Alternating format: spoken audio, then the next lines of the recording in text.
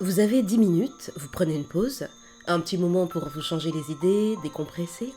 Alors vous ouvrez Instagram, TikTok, YouTube, peu importe, et voilà qu'une heure est passée, puis deux, puis quatre. Vous avez perdu la notion du temps. Cette situation vous parle? Moi, oui. C'est une boucle que j'ai connue bien trop souvent. Malgré mes efforts, malgré mes résolutions, je me promettais 10 minutes et ces 10 minutes devenaient des heures ou une demi-journée même.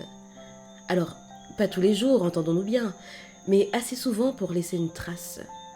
Frustration, culpabilité, vide. Et pourtant, il n'y a rien de mal à se distraire, rien de mal à ralentir, à respirer, à faire une pause. C'est même indispensable. C'est ce qui nous permet de recharger, de créer, de mieux vivre. Mais ce n'est pas ce dont je veux parler aujourd'hui. Ce n'est pas de la qualité des contenus, ni même de leur impact sur l'estime de soi, en tout cas, pas encore. J'aimerais, si vous le permettez, qu'on se tienne à quelque chose de plus simple, le temps. Combien de fois vous vous êtes dit « Ah, je n'ai pas de temps pour moi, je n'ai pas de temps pour faire du sport, je n'ai pas le temps de lire, d'apprendre quelque chose de nouveau, oh là là, le temps passe trop vite, je n'arrive à rien. » Mais maintenant, posons-nous ensemble la vraie question. Combien de temps passons-nous chaque jour à nous distraire? Soyons honnêtes. Regardez votre temps d'écran, additionnez Instagram, TikTok, YouTube, Netflix, les séries, les vidéos, les scrolls inutiles. Ajoutez aussi ces moments où vous ouvrez une application juste pour vérifier. Et où vous ressortez 20 minutes plus tard sans savoir pourquoi vous l'avez ouverte au départ. Ça fait combien? 1 heure par jour? 2? Plus? Faites le calcul. 1 heure par jour, ça fait 365 heures par an. Soit plus de 15 jours pleins, 15 jours complets. Imaginez ce que vous pourriez créer, apprendre, réparer, bâtir en 15 jours pleins. L'esprit clair et l'attention focalisée. Mais revenons à nos fameuses 10 minutes. Elles commencent comme un réconfort, mais elles peuvent être assez rapidement un piège. Parce que le problème, ce n'est pas la pause en elle-même, c'est la facilité avec laquelle elle se transforme en fuite. Et plus la journée est difficile, plus la tentation est grande. Un coup de fatigue, hop, une vidéo.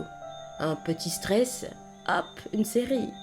Un peu de solitude, hop, quelques stories à regarder. Et ça, les plateformes le savent. Elles sont conçues pour capter notre attention. Des ingénieurs, des psychologues, des spécialistes en comportement humain travaillent à rendre ces contenus irrésistibles. Et ça fonctionne, parce que nous avons tous besoin d'évasion, de confort mental. Mais à quel prix?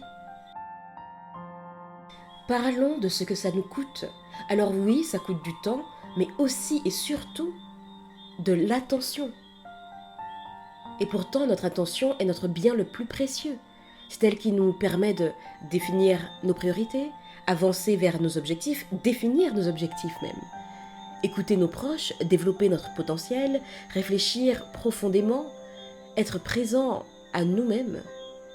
Chaque minute passée à se distraire sans conscience est une minute que nous n'aurons plus jamais. Perdez 10 €, vous pourrez les regagner. Perdez 10 minutes, elles sont perdues à jamais. Et cette perte est sournoise car elle ne se remarque pas immédiatement. C'est au fil des semaines qu'elle devient un poids. Un sentiment de stagnation, de vide. Une vie en suspens. Une vie qu'on regarde passer plutôt que de la vivre vraiment. Je ne vous propose pas ici d'arrêter toute distraction. Je vous propose de reprendre le contrôle. Quelle est votre limite personnelle? Celle au-delà de laquelle vous sentez que vous perdez votre temps, votre concentration, votre vitalité? Est-ce 30 minutes, 1 heure? Identifiez-la et surtout surveillez-la. Parce que les tentations sont partout. Parce que nous vivons dans un monde qui tire sur notre attention comme si elle était inépuisable. Mais elle ne l'est pas. Elle est précieuse et elle vous appartient. Imaginez ce que vous pourriez faire avec une attention intacte, concentrée, disponible, alignée. Lire ce livre que vous avez acheté il y a 6 mois, écrire ce projet qui vous tient à cœur, passer du temps de qualité avec vos proches, vous reconnecter à vous-même ou simplement faire une vraie pause, une pause qui nourrit, pas qui vous vide. Les distractions ne sont pas nos ennemis, mais elles ne sont pas non plus nos amis.